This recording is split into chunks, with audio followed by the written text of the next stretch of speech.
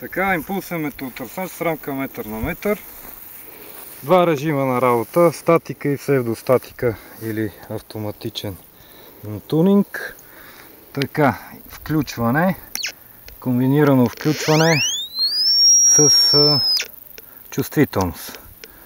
Бутонче ресет, бутончето ресет ресетва електрониката и показва състоянието на батерията. Състоянието на батерията в червения сектор е перфектна. Има и звукова сигнализация за състояние на батерията. Около 10 на волта показва звуков сигнал, издава за това, че е разредена батерията. Така, дилей задръжка или време за къснение, вземане на проби и трешхолд прак.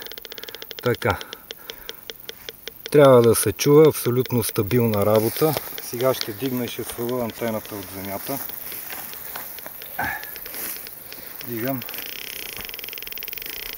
Свалям антената. Абсолютно стабилно работи и демонстрация на чувствителност само с този инструмент, който в момента е в наличност.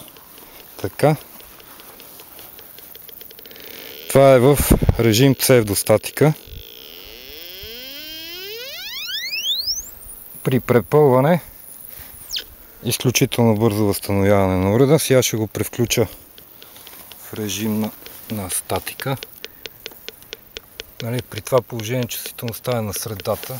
Има още възможности. При момента и на най-голямо време закъснение. Чувствителността на този инструмент е около метър в режим на статика. Сигнала не се анулира, седи толкова колкото има мишена над датчика. Сега ще дигнем чувствителността. Остава стабилен апарата. Ще намалим време за къснението. Необходимо е малко тунинг. Ресет за всеки случай. Режим на статика. Време за къснение около 40 микросекунди. Чувствителност около